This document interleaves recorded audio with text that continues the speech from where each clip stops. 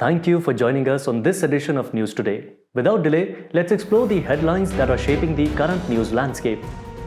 The Lok Sabha passed the Press and Registration of Periodicals Bill to replace Press and Registration of Books Act 1867. Centre has reconstituted National Startup Advisory Council or NSAC and nominated non-official members. The International Organization for Migration has recently launched a Project PRAYAS or project promoting regular assisted migration for youth and skilled professionals. ISRO has been awarded the 2023 Leif Erikson Lunar Prize for Chandrayaan-3. The Parliamentary Committee has submitted a report on promotion of electric vehicles in the country. Recently, the World Bank has released its annual International Debt Report 2023. Starting with the first news. The Lok Sabha passed the Press and Registration of Periodicals Bill to replace the Press and Registration of Books Act 1867, taking a step in reforming the current legal framework regarding press in India. To understand the significance of this new bill, let's get into the historical context. The existing Press and Registration of Books Act 1867 was introduced during the viceroyship of Lord John Lawrence, which lasted between 1864 to 1869. It was aimed at curbing what the British government perceived as the role of press in the revolt of 1857. Now let's compare the key provisions of the Press and Registration of Books Act 1867 with the new Press and Registration of Periodicals Bill. The Press and Registration of Books Act covered the registration of newspapers, periodicals, and books along with the cataloguing of books. The new bill specifies that periodicals include any publication containing public news or comments on public news, excluding books or scientific and academic journals.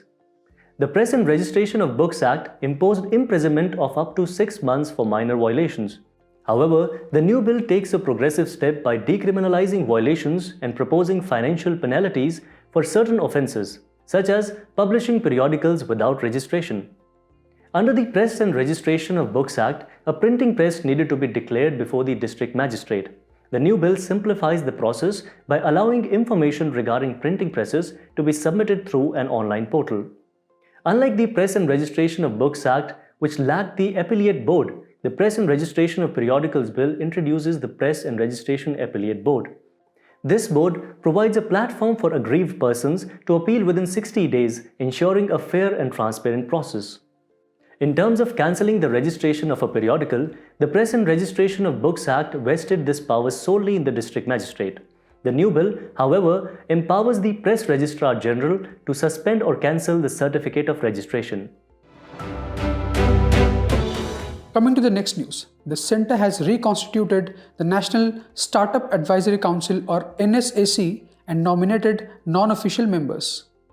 Upon completion of the 2-year term of the NSAC, the central government nominated non-official members. Let's get to know about NSAC. NSAC was notified in 2020 by Department for Promotion of Industry and Internal Trade under Ministry of Commerce and Industry. It aims to advise government on fostering innovation and startups for sustainable economic growth and widespread employment. Coming to its composition, it consists of members from relevant line ministries, departments, and organizations as well as non-official members. The non-official members include founders of successful startups, persons representing interests of investors, incubators and accelerators, etc. The term is 2 years or until further orders, whichever is earlier. It is headed by the Union Minister of Commerce and Industry.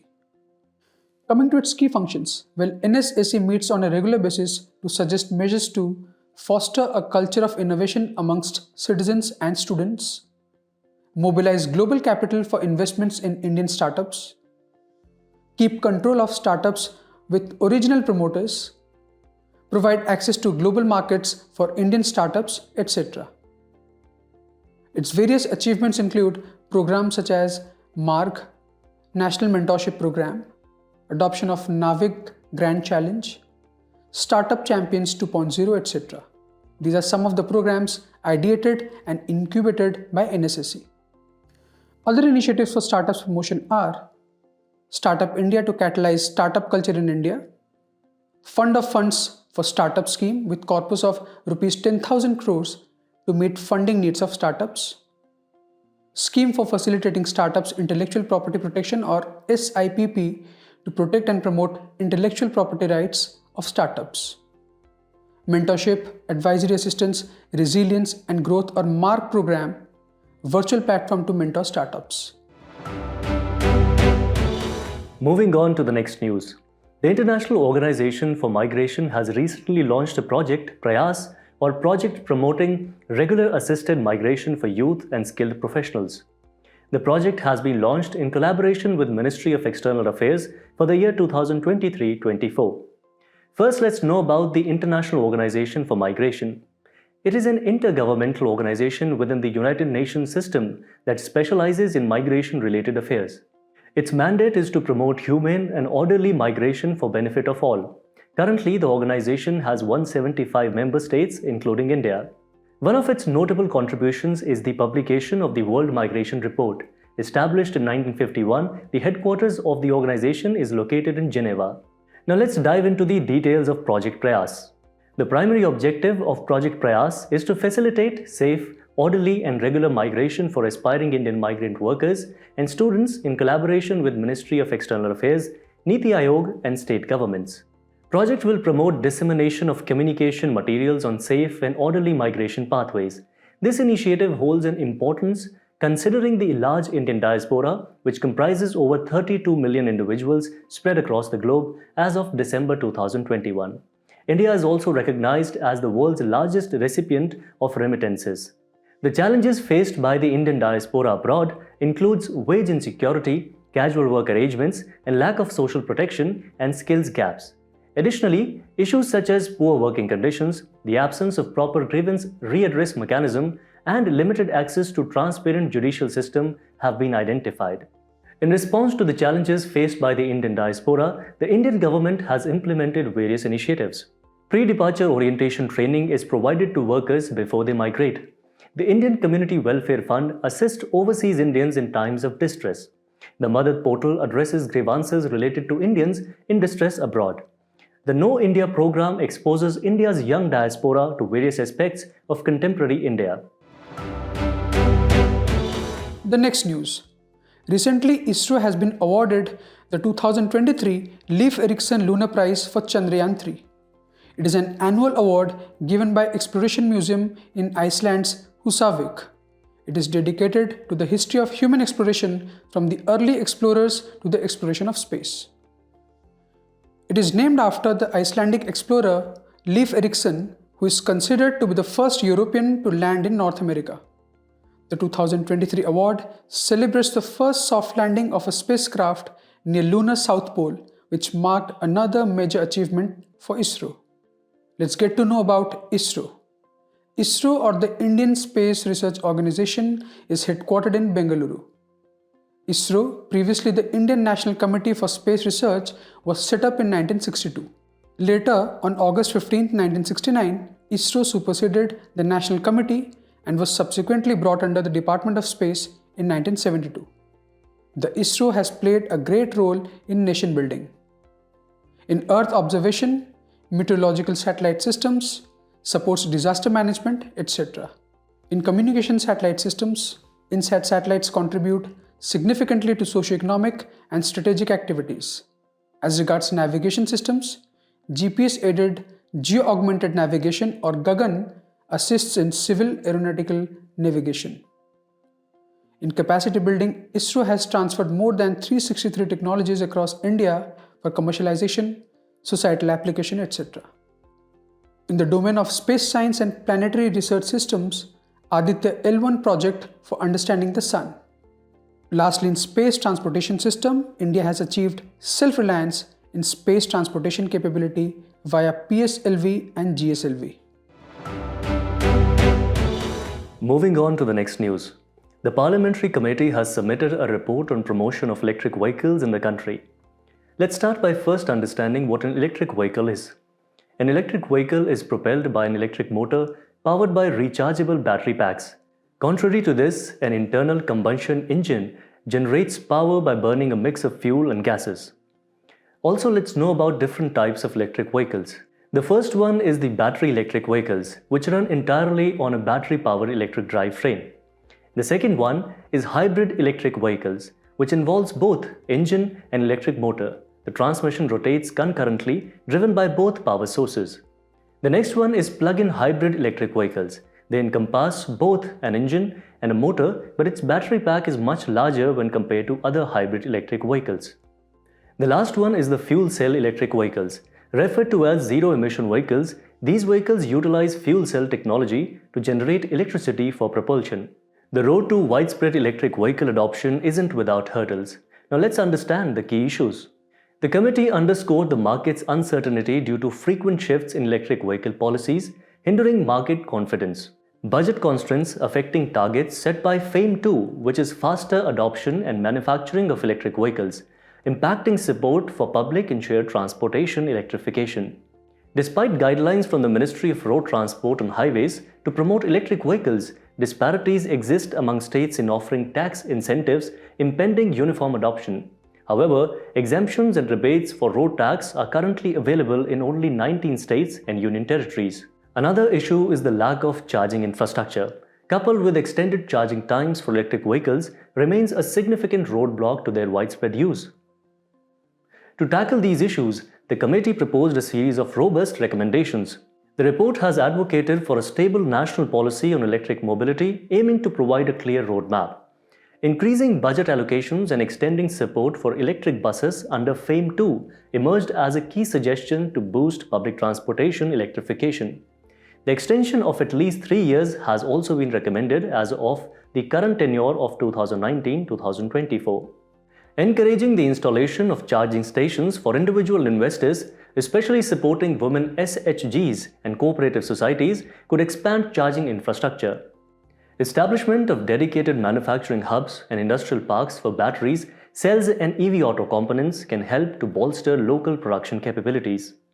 Lastly, a proposed feasibility study on battery standardization can be conducted to streamline the technology and improve compatibility across platforms. Coming to the next news. Recently, the World Bank has released its annual International Debt Report or IDEA 2023. The report analyzes external debt statistics for 122 low and middle income countries or LMICs. Let's go through the key highlights of the report. There is a historic rise in debt as the public and publicly guaranteed debt service payments by LMICs totaled $443.5 billion in 2022. And over one-third of such debt carries variable interest rates, posing risk of sudden increases. The debt service cost. Due to rising interest rates and unfavorable exchange rate movement, servicing external debt could become burdensome. India's debt service was 2% of the GNI in 2022. As regards crowding out of priorities, debt servicing could crowd out spending on other development priorities, for example, health, education, etc. There has also been outflow of money as due to a tighter monetary policy in advanced economies, investors found attractive returns in US and European bond markets. This led to a net outflow of $127.1 billion from LMICs. Coming to the recommendations. Portfolio analysis has been recommended, that is closely scrutinizing terms of debt instruments to identify risks and costs. Debt buybacks. To reduce a country's stock of nominal debt if the debt is trading at a deep discount. Debt exchanges. Swapping outstanding debt for new debt to lengthen the average maturity of the debt portfolio and reduce short-term maturities. Debt for nature swaps. To combine debt relief to participating sovereigns with partial earmarking of freed-up resources for green projects. Now, what is external debt? Well, external debt refers to money borrowed from a source outside the country. It is a vital source to supplement the local revenue for development. However, it has to be paid back in the currency in which it is borrowed, which enhances the debt vulnerability due to exchange rate fluctuations. The place in the news for today is Papua New Guinea, the capital of which is Port Moresby. Recently, $1 million relief assistance was announced by India for the volcanic eruption at Mount Ulawun, which affected people of Papua New Guinea. Let's briefly discuss its political features. It is an island country in the southwestern Pacific Ocean. It is situated between the Coral Sea and the South Pacific Ocean. It has Indonesia in the west, Australia in the south, Solomon Islands in the east. Now coming to its geographical features. Well, its highest point is Mount Wilhelm in the Bismarck Range, and its major rivers are Sepik, Ramu and Fly. As we conclude today's main news, let's go through some quick updates. Both the Houses of Parliament have passed following 3 bills. The first one is the Post Office Bill 2023 to ensure the effective functioning of the Postal Department. Second is the Chief Election Commissioner and other election commissioners' appointment, conditions of service and term of service Bill 2023 provides for the appointment, salary and removal of Chief Election Commissioner and election commissioners. And the third one is the Telecommunication Bill 2023 to regulate activities related to telecommunication. The Election Commission of India issues guidelines on persons with disabilities. The guidelines seeks to nudge political parties to move towards respectful discourse of persons with disabilities and ensure their equal participation. One of the key highlights is the usage of any derogatory references to persons with disabilities may attract provisions of Section 92 of Rights of Persons with Disabilities Act 2016. Campegowda International Airport, Bangalore was honoured at UNESCO's 2023 Prix Versailles and named among world's most beautiful airports. Granted annually at UNESCO since 2015, the Prix Versailles consists of architecture awards that showcase the finest contemporary achievements worldwide. White-bellied sea eagle, which is common at coastal habitats, was spotted unusually in Tiruchirappalli, Tamil Nadu. The bird's geographic range is north to south from southern China to Australia and Tasmania, and west to east from India and New Guinea. According to the Union government, melanistic tigers have been recorded only in Similipal Tiger Reserve in Odisha. A single mutation in the gene causes the black tigers to develop broadened stripes. Similipal Tiger Reserve harbors the only population of melanistic tigers in the world. On December 22, the shortest day occurs when direct sunlight hits the Tropic of Capricorn in the southern hemisphere. Earth's 23.5-degree tilt along with its spin and orbit cause sunlight duration variations at different locations throughout the year. This leads to equinox and solstice phenomena. Chilai Kala is a Persian term that means major cold, and it refers to the 40 days of harsh winter in Kashmir. It begins from December 21 and ends on January 31st. Snow during the period replenishes the streams, rivers and lakes of Kashmir. WHO pre-qualified the second malaria vaccine R21 Matrix M having 75% efficacy, developed by Oxford University and manufactured by the Serum Institute of India. This clears the way for countries to buy the vaccine for a broader rollout. Before we go, it's time to put your knowledge to the test in today's segment of Test Your Learning.